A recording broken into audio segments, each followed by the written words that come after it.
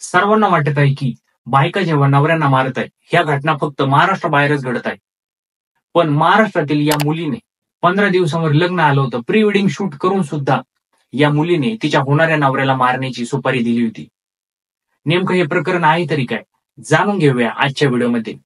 नमस्कार मित्रांनो, स्वागत करतो मराठी क्राईम स्टोरीज मधील आजच्या व्हिडिओमध्ये, जिथे आज सर्व महिला नवऱ्यांना मारण्यासाठी निघल्या आहेत. त्या एका एक्स्ट्रा मॅरिटल अफेअर करून बॉयफ्रेंड सोबत मिळून नवऱ्यांना मारत आहे.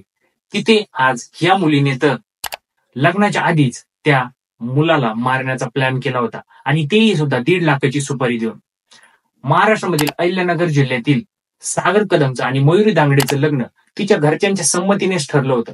हे दोघंही एकमेकांना पसंत करतात आणि घरचे या दोघांचा होकार समजून लग्नाला तयार होतात. 12 मार्च ही तारीख सागर कदम आणि मयुरी दांगडेच्या लग्नाची ठरली होती. हे दोघंही लग्नाच्या तयारीची वाटच बघत होते की 24 फेब्रुवारीला मयुरी दांगडे सागर कदम सोबत कात्रज मध्ये जाऊन प्री वेडिंग शूट सुद्धा करते. पण मयुरीच्या मनात जे काही इरादे चालू होते हे सागरला समजलेच नव्हते. 27 फेब्रुवारी 2025 ला मयुरी सागरला फोन करते आणि त्याला सांगते की बाहेर कुठेतरी फिरायला जाऊया आणि त्यानंतर मूवी सुद्धा बघूया. हे दोघंही फिनिक्स मॉलला जातात, तिथे शॉपिंग करतात आणि मयुरी सोबत सागर पिक्चर सुद्धा बघतो. थिएटर मधून बाहेर आल्यानंतर मयुरी सागरला सांगते की मला माझ्या मामाच्या मुलीकडे सोड, ती खामगाव मध्ये राहते. सागर मयुरीला घेऊन खामगावच्या दिशेने निघतो आणि तिला मामाच्या मुलीकडे सोडतो. रात्री 8-8:30च्या सुमारास घरी जात असताना खामगाव पासून 1 किलोमीटर अंतरावर खामगाव चौकामध्ये सागर पोहोचलाच की एक 4 व्हीलर गाडी येते आणि सागर जवळ येऊन थांबते. सागरला काही कळण्याच्या आतच त्या गाडीतून 5 व्यक्ती बाहेर निघतात आणि लाकडी दांडक्याने आणि काठ्याने सागरवर हल्ला करायला सुरू करतात. सागरला काही समजत नव्हते की हे कोण व्यक्ती आहे, ते त्याला मारहाण का करतायत. सागरला ते लोक इतकं मारतात की सागर तिथेच बेशुद्ध पडतो. सागर बेशुद्ध झाला बघून हे सर्व फरार होतात. पण यात विचित्र गोष्ट म्हणजे सागरला जेव्हा हे सर्व लोक मारत होते तेव्हा त्यातील एक व्यक्ती सागरला बोलत होता की तुला जर मयुरी सोबत लग्न करायचे असेल तर तुला आम्ही असंच संपवून टाकू. हे ऐकून सागर सुद्धा शॉक झाला होता. सागर तिथे रस्त्यावर बेशुद्ध पडलेला बघून तेथील लोक ताबडतोब पोलिसांना फोन करतात आणि पोलीस तिथे येऊन सागरला हॉस्पिटलमध्ये घेऊन जातात.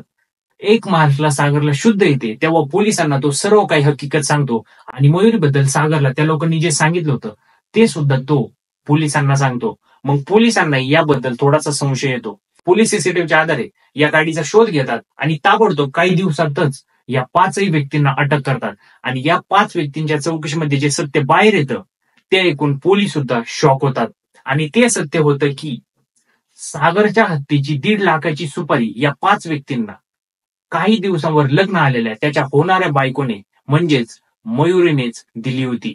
मयुरीने सागरला मारण्याचा हा प्लॅन केला होता.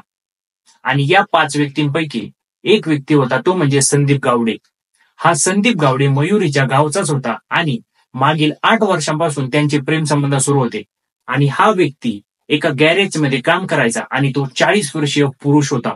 लग्न मोडण्यासाठी कोणतंही कारण भेटत नसल्यामुळे हे दोघंही प्लॅन करतात आणि शिवाजी जरे आणि आदित्य दांगडेला 1.5 लाखाची सुपारी देऊन सागर कदमच्या हत्येचा प्लॅन करतात. 27 फेब्रुवारी रोजी हे सागरला मारण्याचा प्लॅन करतात आणि सागरला एकटा बघून हे 5ही व्यक्ती सागरवर हल्ला करतात. सागर बेशुद्ध झाला त्यामुळे त्यांना वाटले की सागर मरण पावलाय, पण सागर जिवंत असतो आणि त्याला हॉस्पिटलमध्ये दाखल केल्यामुळे या घटनेचं खरं सत्य बाहेर आलं. पोलिसांनी आता या 5ही व्यक्तींना आणि मयुरी दांगडेला सुद्धा आता अटक केली आहे आणि या सर्वांविरोधात आता खटला सुरू आहे. या घटनेमुळे आता नवीन लग्न करणाऱ्या जोडप्यांचे थोडेसे डोळे तरी उघडले म्हणजे बाद झालं.